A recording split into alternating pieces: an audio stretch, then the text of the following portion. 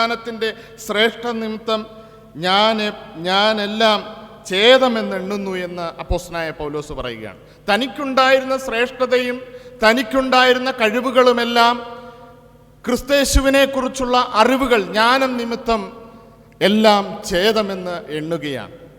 നമ്മൾ ജനിച്ച സമയം മുതൽ ദൈവാലയത്തിൽ വരികയും ദൈവവചനം വായിക്കുകയും വീട്ടിലിരുന്നായാലും യാത്രയിലായിരുന്നാലും ദൈവാലയത്തിൽ വന്നാണെങ്കിലും നമ്മൾ ദൈവവചനം വായിക്കുകയും അത് മനസ്സിലാക്കുകയും ചെയ്യുന്നവരാണ്. നമ്മൾ ക്രിസ്തുവിനെ ചെറുപ്രായം മുതൽ തന്നെ അറിയുന്നവരാണ്. പക്ഷേ ക്രിസ്തുവിനെ അറിയുന്നവരായ നമ്മൾ എത്ര പേർ ക്രിസ്തുവിന് വേണ്ടി തങ്ങളെ തന്നെ ഏൽപ്പിച്ചു കൊടുക്കുന്നവരായിട്ടുണ്ട് എന്ന് ഞാൻ ഈ സന്ദർഭത്തിൽ ഓർമ്മിപ്പിക്കുകയാണ്. ഞാൻ അങ്ങനെ ചോദിക്കുകയാണ്. പലപ്പോഴും പല സഭായോഗങ്ങളിലും പല കോറുകളിലാണെങ്കിലും പല ആരാധനാ സ്ഥലങ്ങളിലാണെങ്കിലും ദൈവവചനം പറയുന്നവർ പ്രത്യേകം എടുത്തു പറയാറുണ്ട്, കർത്താവിന് വേണ്ടി ഏൽപ്പിച്ചു കൊടുക്കുവാൻ തയ്യാറുള്ളവർ എത്ര പേരുണ്ട്. പലപ്പോഴും ശൂന്യമായിട്ടുള്ള കൃപാസനങ്ങളെ നമ്മൾ കണ്ടു മടങ്ങിപ്പോകുന്നതായ അനുഭവങ്ങളാണ് നമുക്ക് കാണാൻ കഴിയുന്നത്. എന്തുകൊണ്ടായിരിക്കാം അത് സംഭവിക്കുന്നത് എന്നുള്ളതിനെക്കുറിച്ച് നമുക്കിവിടെ താഴേക്ക് വായിച്ചു വരുമ്പോൾ ശ്രദ്ധിക്കുവാനായിട്ട് കഴിയും. 2-ാം അധ്യായത്തിൽ താഴേക്ക് വായിക്കുമ്പോൾ ഇങ്ങനെ പറയുന്നു, ക്രിസ്തുവിൻ്റെ കാര്യമല്ല സ്വന്തം കാര്യമത്രേ എല്ലാവരും നോക്കുന്നത്. പലപ്പോഴും നമ്മൾക്ക് ക്രിസ്തുവിൻ്റെ കാര്യം അല്ലെങ്കിൽ സഭാപരമായുള്ള കാര്യം, വിശുദ്ധ കാര്യങ്ങളെ പിന്തുടരുവാൻ നമുക്ക് കഴിയുന്നില്ല. കാരണം എന്തെന്ന് ചോദിച്ചാൽ നമ്മൾ പലപ്പോഴും സ്വന്തം കാര്യങ്ങളുടേതായ തിരക്കിലും അതിൻ്റെ ചിന്തകളിലും നമ്മൾ കാണപ്പെടുന്നത് കൊണ്ടാണ്. എന്നാൽ ഒരു ദൈവവിശ്വാസിയെ സംബന്ധിച്ച് കർത്താവിലേക്ക് കടന്നു വരുന്നതായ ദൈവവിശ്വാസത്തിലേക്ക് കടന്നു വരുന്ന നമ്മളെ ഓരോരുത്തരെയും സംബന്ധിച്ച് നമുക്കൊരു ദൗത്യമുണ്ട്, നമ്മെ ദൈവം ഏൽപ്പിച്ചിരിക്കുന്ന ഒരു ഉത്തരവാദിത്വമുണ്ട്. ആ ഉത്തരവാദിത്വത്തിൽ അല്ലെങ്കിൽ നമ്മുടെ കടപ്പാടുകളിൽ നമ്മൾ എത്രത്തോളം വ്യാപൃതരായിരിക്കുന്നു എന്നുള്ളതാണ്. ഇവിടെ കേൾക്കുന്നതായ വചനമായാലും നമ്മൾ വായിച്ച് മനസ്സിലാക്കുന്ന വചനമായാലും അത് നമ്മുടെ ഹൃദയങ്ങളിൽ ഇരിക്കുന്നതല്ലാതെ അത് ശരിയായ പ്രവൃത്തിപഥത്തിലേക്ക് കടന്നു വരുന്നുണ്ടോ എന്ന് നാം പരിശോധിക്കപ്പെടേണ്ടതായ ഒരു കാലവും ഒരു സന്ദർഭം കൂടെയാണ്. തിമോഥെയോസിലുള്ളതായ വിശ്വാസമാണ് അദ്ദേഹത്തെ ദൈവത്തിൻ്റെ അല്ലെങ്കിൽ കർത്താവിൽ കൂടെ പൗലോസിന് ലഭിച്ചതായ ആശയങ്ങളെ അല്ലെങ്കിൽ ആ സമാധാനത്തിൻ്റെ സന്ദേശത്തെ ഫിലിപ്പിയ സഭയോട് അറിയിക്കുവാനായിട്ട് ലഭിക്കുന്ന സന്ദർഭത്തിനായി തിമോഥെയോസിനെ ഒരുക്കുവാൻ ആഗ്രഹിക്കുന്നത്. നാം കേട്ടതായ വചനങ്ങളും നാം അറിഞ്ഞതായ വചനങ്ങളും നാം വിശ്വസിച്ചിരിക്കുന്നതുമായ ദൈവത്തിൻ്റെ വചനങ്ങൾ നമ്മളിൽ നിന്നും മറ്റുള്ളവർക്ക് പകർന്നു കൊടുക്കുവാനുള്ളതായ ഒരാർജവം നമ്മൾ എത്ര പേർ സ്വീകരിക്കുന്നുണ്ട് എന്ന് നാം ചിന്തിക്കേണ്ടേ. ഇവിടെയാണ് വളരെയേറെ സമാനതകളോടുകൂടിയുള്ളതായ ക്രിസ്തുവിൻ്റെ ജീവിതത്തെ നമുക്ക് പരിശോധിക്കുവാനായിട്ട് കഴിയുന്നത്. കർത്താവായ യേശു ക്രിസ്തുവിനെ കുറിച്ച് നമുക്ക് മനസ്സിലാക്കുവാൻ കഴിയുന്നത് വിശുദ്ധ യോഹന്നാൻ്റെ സുവിശേഷം 3-ാം അധ്യായം 16-ാമത്തെ വചനം നമ്മൾ ഒരുപക്ഷെ പല സന്ദർഭങ്ങളിലും വായിച്ചിട്ടുള്ളതാണ്, നമ്മൾ കാണാതെ അറിയാവുന്ന ഒരു വചനമാണ്. എന്താണ്? തൻ്റെ ഏകജാതനായ പുത്രനിൽ വിശ്വസിക്കുന്ന ഏവനും നശിച്ചു പോകാതെ നിത്യജീവൻ പ്രാപിക്കേണ്ടതിന് ദൈവം അവനെ നൽകുവാൻ തക്കവണ്ണം ലോകത്തെ സ്നേഹിച്ചു. നമ്മെക്കുറിച്ചുള്ളതായ ദൈവത്തിൻ്റെ അഗാധമായുള്ള സ്നേഹം നിമിത്തം നാം നശിച്ചു പോകരുത്, നാം നഷ്ടപ്പെട്ടു പോകരുത് എന്ന് വിചാരിച്ച് ദൈവം പുത്രനാകുന്ന ക്രിസ്തുവിൽ വിശ്വസിച്ച് അവനെ ഏൽപ്പിച്ചു തരുന്നതായി നമുക്ക് കാണുവാനായിട്ട് കഴിയും. അങ്ങനെ ഏൽപ്പിച്ചു തരുന്നതായ പുത്രനാകുന്ന ക്രിസ്തു ഈ ലോകത്തിലേക്ക് കടന്നു വന്ന് മാനവരാശിയെ ആ രക്ഷയുടെ വഴികളിലേക്ക് തെളിക്കുന്നതായി നമുക്ക് കാണുവാനായിട്ട് കഴിയും.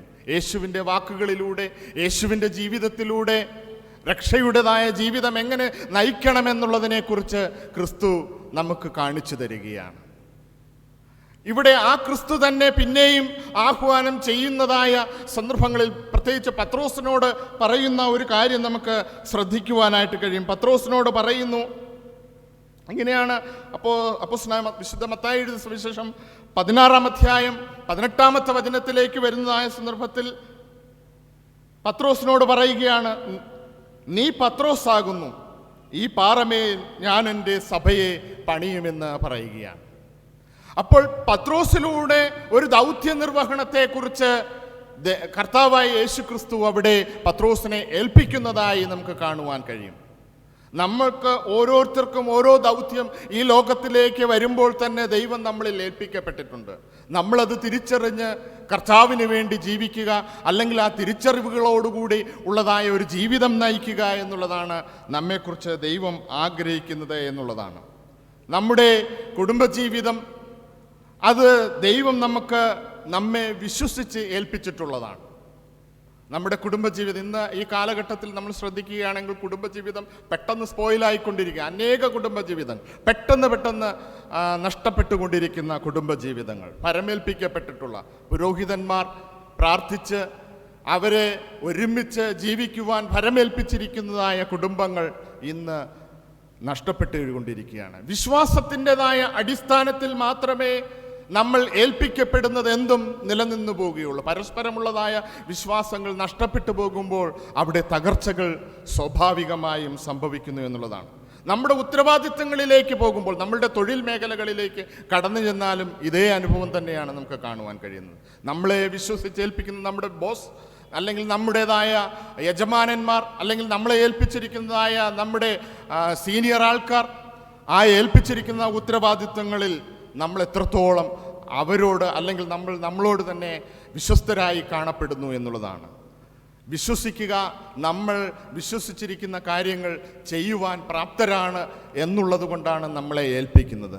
അപ്പോൾ ആ വിശ്വാസത്തിൽ നമ്മൾ ഉറച്ചു നിന്നുകൊണ്ട് നമ്മുടെ പ്രവർത്തന സജ്ജരായി എപ്പോഴും കാണപ്പെടേണ്ടത് ആവശ്യമാണ്. വിശുദ്ധ ഗ്രന്ഥത്തിൽ വിശ്വസിച്ച് പരമേൽപ്പിക്കപ്പെട്ട ധാരാളം ആളുകളെ നമ്മൾ കാണുവാൻ കഴിയുന്നുണ്ട്. മോശ മുതൽ ഇന്ന് നമ്മളിലേക്ക് വരെ അത് എത്തി നിൽക്കുകയാണ്. അവരൊക്കെയും മോശ മുതലുള്ളതായ ഓരോരുത്തരെയും നമ്മൾ പരിശോധിക്കപ്പെടുകയാണെങ്കിൽ അവരെ ഏൽപ്പിച്ചിട്ടുള്ള ദൗത്യങ്ങളിലൊക്കെയും അവർ വിശ്വസ്തരായിരുന്നു.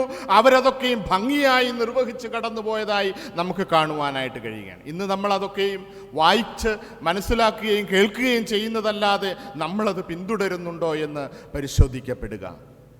വിശ്വസിച്ച് പരമേൽപ്പിക്കപ്പെടുന്നതിന് രണ്ട് കാര്യങ്ങളാണ് ഇവിടെ നമുക്ക് ശ്രദ്ധിക്കുവാനായിട്ട് കഴിയുന്നത്. ഞാൻ വളരെ വേഗം നിർത്തുകയാണ്, സമയം വളരെ മുന്നോട്ട് പോകുന്നുവല്ലോ. വിശ്വസിച്ച് പരമേൽപ്പിക്കുന്നതിന് ക്രിസ്തുവിന് സമചിത്തരായ നമ്മൾ ഓരോരുത്തരും ക്രിസ്തുവിന് സമചിത്തരായിരിക്കുക എന്നുള്ളതാണ്.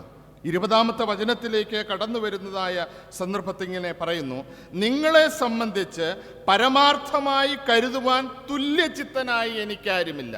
എന്ന് പറഞ്ഞാൽ അത് പൗലോസ് പറയുന്നതാണ്.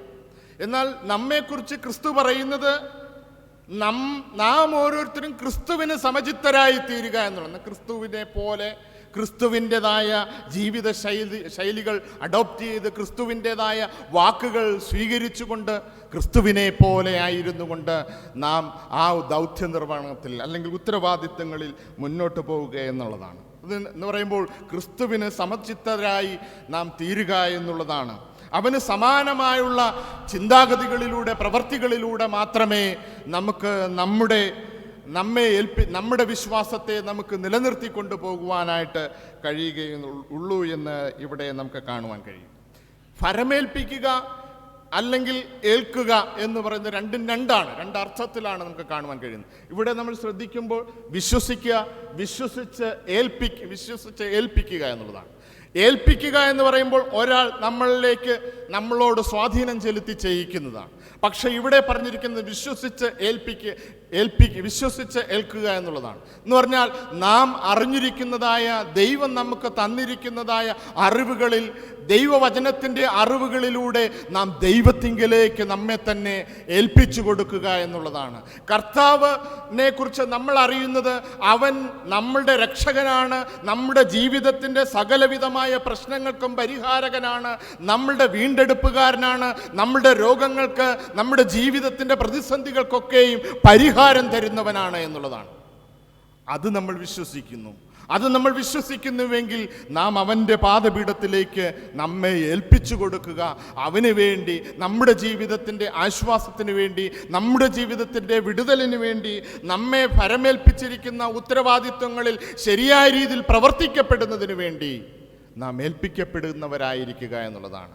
ഞാൻ ഈ സന്ദർഭത്തിൽ എൻ്റെ വാക്കുകളെ ഇവിടെ നിർത്തുവാനായിട്ട് ആഗ്രഹിക്കുകയാണ്. ഫരമേൽപ്പിക്കപ്പെട്ടിരിക്കുന്നതായ പല രംഗങ്ങളും ഇന്ന് നമുക്കറിയാം. പലയിടങ്ങളിലും പലരെയും വിശ്വസിച്ച് പല കാര്യങ്ങളും ഏൽപ്പിക്കും. പക്ഷേ പലപ്പോഴും അതിൻ്റെ നെഗറ്റീവായിട്ടുള്ള അനുഭവങ്ങളാണ് പലയിടത്തും നമുക്ക് കാണുവാൻ കഴിയുന്നത്.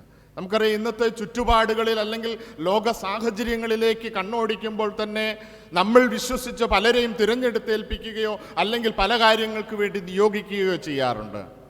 അതിൻ്റെയൊക്കെ പിന്നീടുള്ളതായ അനുഭവങ്ങൾ തകർച്ചയുടെയും പലതരത്തിലുള്ളതായ പ്രതിസന്ധികളുടെയും അനുഭവങ്ങളാണ്.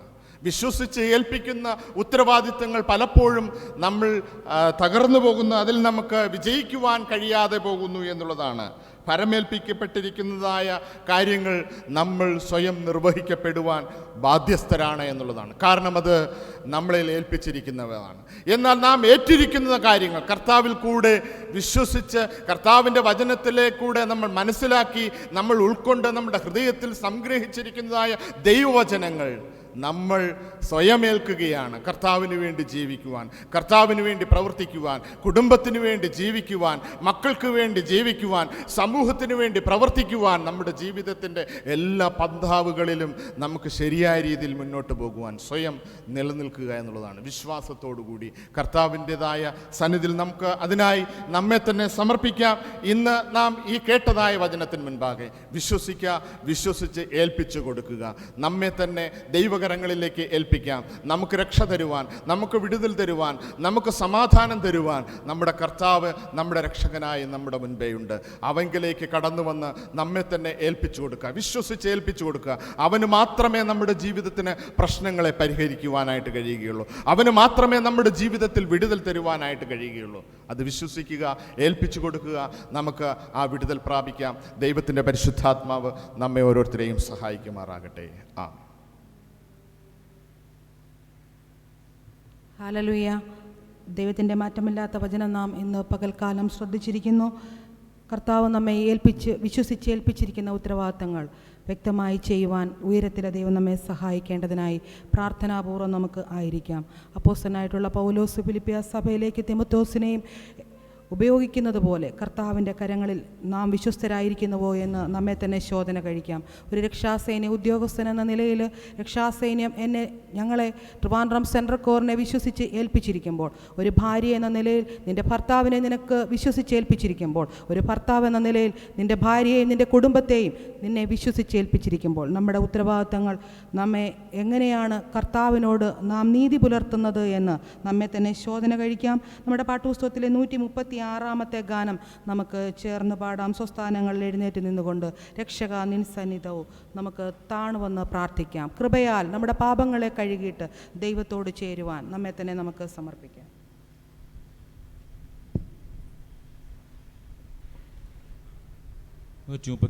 ഗാനം. രക്ഷക നിൻ സന്നിധവും പ്രാർത്ഥിക്കുന്നേൻ, നിൻ കൃപയിൻ ശക്തിയാൽ ചേർക്കന്നെ, കൃപയാൽ എൻ പാപങ്ങൾ കഴുകി എൻ ഹൃദയം നിൻ മന്ദിരമാക്കിയിട്ട് സ്വീകരിക്കുക. ഈ ഗാനത്തിൻ്റെ വരികൾ പാടുമ്പോൾ നമ്മെ തന്നെ ദൈവകരങ്ങളിലേക്ക് സമർപ്പിക്കാം.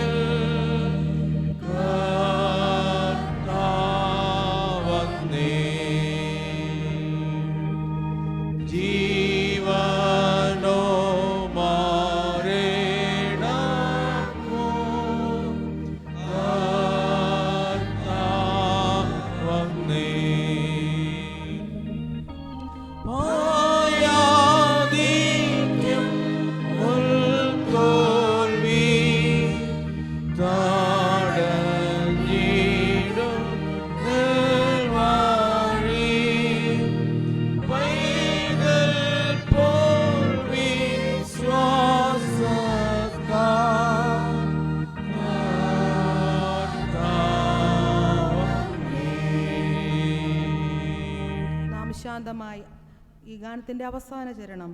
അറിയുന്നെൻ മുൻകാലം കർത്താവന്നേൻ, എൻ ഭാവിയും കാണുന്നു കർത്താവന്നേൻ. കൊടുങ്കാറ്റടിക്കിലും എന്തെല്ലാം ഭവിക്കിലും എൻ്റെ കൈ നിൻ കൈ എൻ്റെ ആശ്രയം. സ്വീകരിക്കുക കർത്താവെ. ഞങ്ങൾ അങ്ങയുടെ പാദപീഠത്തിലേക്ക് വരികയാണ്. ഈ സമയം കൃപാസനത്തിൽ വന്ന് പ്രാർത്ഥിക്കുവാൻ, നിങ്ങളെ തന്നെ കർത്താവിൻ്റെ കരങ്ങളിലേക്ക് വിശ്വസിച്ച് ഏൽപ്പിക്കുവാൻ നമുക്ക് സാധ്യമായിരിക്കുമോ? നമ്മളെ കർത്താവ് ഏൽപ്പിച്ചിരിക്കുന്ന ഉത്തരവാദിത്തങ്ങൾ ഭംഗിയായി നിർവഹിക്കുവാൻ ദൈവമേ നീ എനിക്ക് കൃപ തരണമേ. ഇത് നമ്മുടെ പ്രാർത്ഥനയായിരിക്കട്ടെ. നാം പാടിയതുപോലെ പൈതൽ പോൽ നിഷ്കളങ്കമായ വിശ്വാസത്തിൽ ദൈവസന്നിധി നിൽക്കുവാൻ നീ എന്നെ പ്രാപ്തനാക്കണമേ.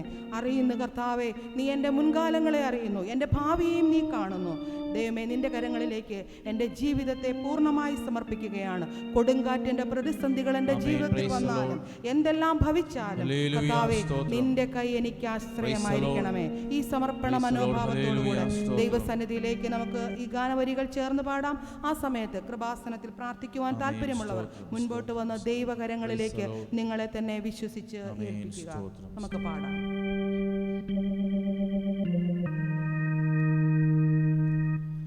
അറിയും നിൻ മുൻകാലം കർത്താവന്നേ,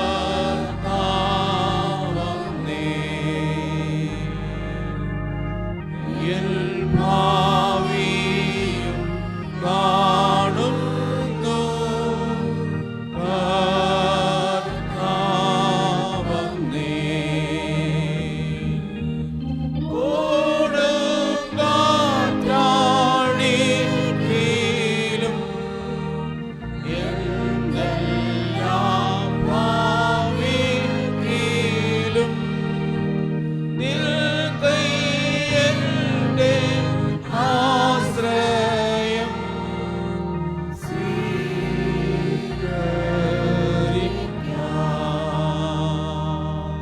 പ്രാർത്ഥനയ്ക്കായിട്ട് ദിവസത്തിലേക്ക് നമ്മെ സമർപ്പിക്കാം. കർത്താവിൻ്റെ സ്ഥലത്തേക്ക് നമുക്ക് വിശ്വസിച്ച് ഏൽപ്പിക്കാം.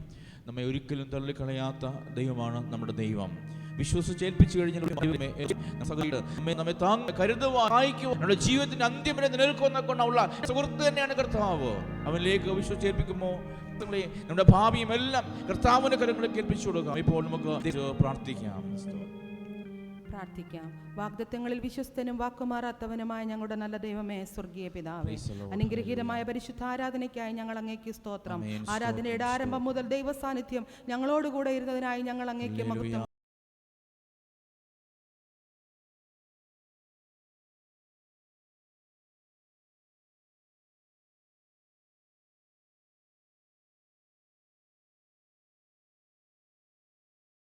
കരയറ്റുന്നു.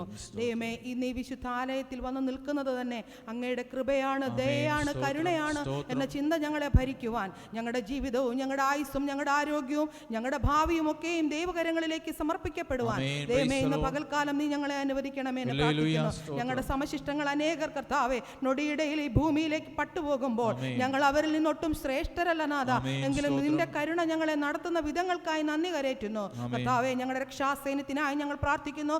രക്ഷാസൈന്യത്തിന്റെ ആഗോളപരമായ എല്ലാ പ്രവർത്തനങ്ങൾക്കായി ഞങ്ങൾ ദൈവത്തിന് മഹത്വം കരയറ്റുന്നു. ഞങ്ങളുടെ സംസ്ഥാനത്തിനായി പ്രാർത്ഥിക്കുന്നു. സംസ്ഥാന അധിപനായ അമ്മയ്ക്കായി പ്രാർത്ഥിക്കുന്നു. ചീഫ് സെക്രട്ടറിക്കായി അമ്മയ്ക്കായി പ്രാർത്ഥിക്കുന്നു. മറ്റ് എല്ലാ THQ ഓഫീസേഴ്സിനായി ഞങ്ങൾ പ്രാർത്ഥിക്കുന്നു.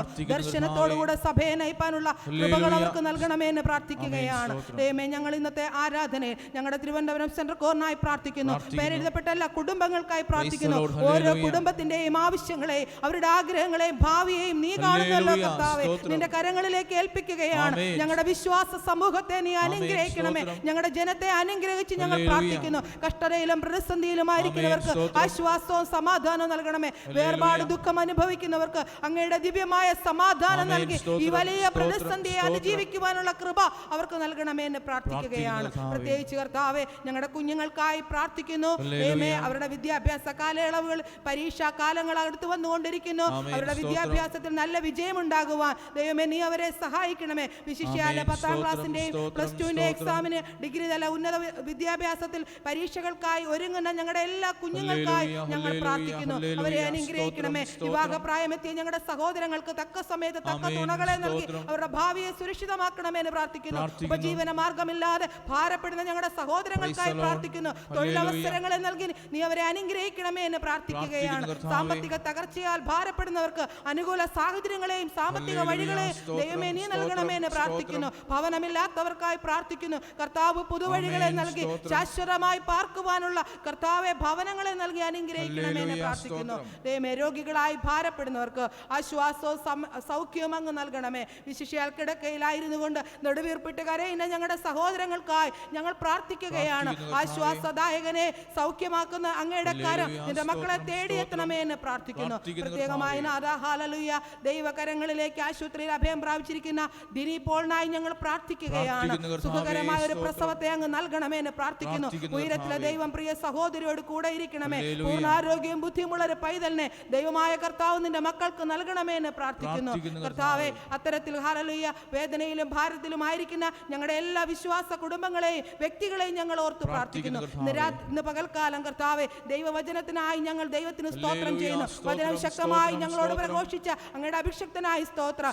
ഈ 2024 പ്രാരംഭ ആഴ്ചകൾ കർത്താവെ ദൈവകരങ്ങളിലേക്ക് ഞങ്ങളെ തന്നെ വിശ്വസിച്ച് ഏൽപ്പിക്കുവാൻ ദൈവമേ ഞങ്ങൾക്ക് കർത്താവ് ഞങ്ങളെ ഭരമേൽപ്പിച്ചിരിക്കുന്ന ഉത്തരവാദിത്തങ്ങൾ ശരിയായി ചെയ്യുവാൻ ഞങ്ങൾക്ക് കഴിയുന്നുണ്ടോ എന്ന് ഞങ്ങളെ തന്നെ ശോധന കഴിക്കുവാൻ ദൈവമേ നീ ഞങ്ങളെ അനുവദിച്ചതിനായി സ്തോത്രം. ഞങ്ങളെ തന്നെ അങ്ങയുടെ കരങ്ങളിലേക്ക് ഏൽപ്പിക്കുകയാണ്. ഞങ്ങളുടെ കാലം, വിദ്യ കർത്താവെ, ഞങ്ങളുടെ ധനം, പ്രാപ്തി, ആരോഗ്യം ഒക്കെ അങ്ങയുടെ ദാനമാണ്. അങ്ങയുടെ കരങ്ങളിലേക്ക് സമർപ്പിക്കുന്നു. നീ ഞങ്ങളെ അനുഗ്രഹിക്കണമേ. വചനം സംസാരിച്ച ഏമയുടെ ശുശ്രൂഷയും കുടുംബത്തെയും അങ്ങ് അനുഗ്രഹിക്കണമേ എന്ന് പ്രാർത്ഥിക്കുന്നു. കൃപാസനത്തിൽ പ്രാർത്ഥിക്കുന്നവർക്കായി സ്തോത്രം. അവരുടെ ആവശ്യങ്ങളെ, അവരുടെ ആഗ്രഹങ്ങളെ, അവരുടെ വേദനകളെ, അവരുടെ കണ്ണു നിറയുന്ന അനുഭവങ്ങളെ ദൈവമേ നീ കാണണമേ എന്ന് പ്രാർത്ഥിക്കുന്നു. സമാധാന പ്രഭുവായ നായകനെ അങ്ങ് കർത്താവ് അവരുടെ ആശ്വാസദായകനായി ഇടപെടുമാറാകണമേ എന്ന് പ്രാർത്ഥിക്കുന്നു. ഇന്ന് പകൽക്കാലം ഞങ്ങളുടെ ആരാധനയും ഞങ്ങൾക്ക് തന്ന എല്ലാ ആത്മീക സന്തോഷങ്ങൾക്കായി സ്തോത്രം. ഞങ്ങൾ ഇരിക്കുന്ന ഇടം മറന്നുകൊണ്ട് ദൈവത്തെ ആരാധിക്കുമ്പോൾ സ്വർഗം സന്തോഷിക്കുന്ന അനുഭവങ്ങൾ ഉണ്ടാകുവാൻ കൃപ ചെയ്യണം.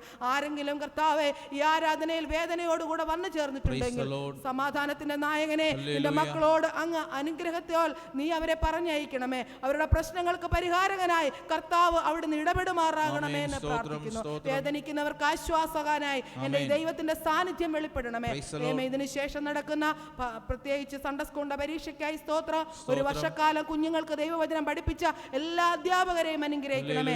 ആ ദൈവവചനങ്ങൾ അവരുടെ ഹൃദയങ്ങളിൽ വിതയ്ക്കപ്പെട്ടിരിക്കുമ്പോൾ പ്രതിസന്ധികളിൽ അവർക്ക് ശക്തിയായി മാറുവാൻ വചനം അവിടുന്ന് ഇടപെടുമാറാകണമേ. കുഞ്ഞുങ്ങളുടെ പരീക്ഷയോടുകൂടെ ദൈവ സാന്നിധ്യം കൂടെ ഇരിക്കണമേ. പരീക്ഷയ്ക്കായി ഒഴിഞ്ഞു വന്നിരിക്കുന്ന എല്ലാ കുഞ്ഞുങ്ങളെയും അനുഗ്രഹിക്കണമേ എന്ന് പ്രാർത്ഥിക്കുന്നു. പ്രത്യേകമായി കർത്താവെ ഞങ്ങളുടെ ആസന്നമായി കൊണ്ടിരിക്കുന്ന ഭവനസംഘ റാലിക്കായി സ്തോത്രം. ആ ശുശ്രൂഷകളിൽ ദൈവത്തിന്റെ സാന്നിധ്യം കൂടെ ഇരിക്കണമേ എന്ന് പ്രാർത്ഥിക്കുന്നു. ഞങ്ങളുടെ ആരാധനയെ അനുഗ്രഹിക്കണം, കൃപയിൽ സൂക്ഷിക്കണം, എല്ലാ നന്മകളാൽ നിറയ്ക്കണം. ദയതോന്നി ഞങ്ങളുടെ പ്രാർത്ഥന കേൾക്കണം പൊന്നു പിതാവേ.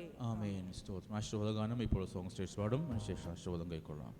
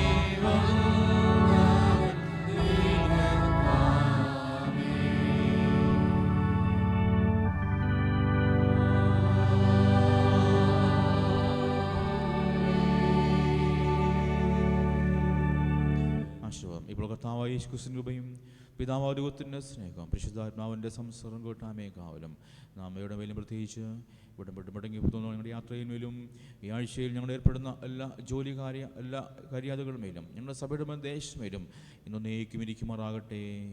ആമേൻ amen amen. Hallelujah hallelujah hallelujah. ഇപ്പോൾ സൺഡേ സ്കൂളിൻ്റെ പരീക്ഷയ്ക്കുള്ള ക്രമീകരണങ്ങൾ ചെയ്യുവാനായിട്ട് YP ലോക്കൽ ഡ്യൂസർ അതുപോലെ സൺഡേ സ്കൂൾ അധ്യാപകർ നിൽക്കണം. സൺഡേ സ്കൂൾ ഡ്യൂട്ടിക്കായിട്ട് നിർദ്ദേശിക്കപ്പെട്ട ടീച്ചേഴ്സ് അതുപോലെ സൺഡേ സ്കൂൾ എല്ലാ ടീച്ചേഴ്സും സോങ്സ്റ്റേഴ്സിൻ്റെ ഭാഗത്തേക്ക് നിങ്ങൾ തന്നെ അവിടെ ഇരിക്കണം. ചില നിർദ്ദേശങ്ങൾ ആദ്യം നൽകാൻ തക്കണമുണ്ട്. അതിനിടയിൽ കുട്ടികൾ പോയിട്ട് ഡ്രിങ്ക്സ് കുടിച്ചിട്ട് 5 മിനിറ്റിനകത്ത് തന്നെ പരീക്ഷാ ഹാളിൽ പ്രവേശിക്കണം. 11 മണിക്ക് തന്നെ പരീക്ഷ ആരംഭിക്കണം എന്നാണ് ആഗ്രഹിക്കുന്നത്. അതുകൊണ്ട് പെട്ടെന്ന് കാര്യങ്ങൾ ചെയ്യണം എന്ന് അറിയിക്കുകയാണ്.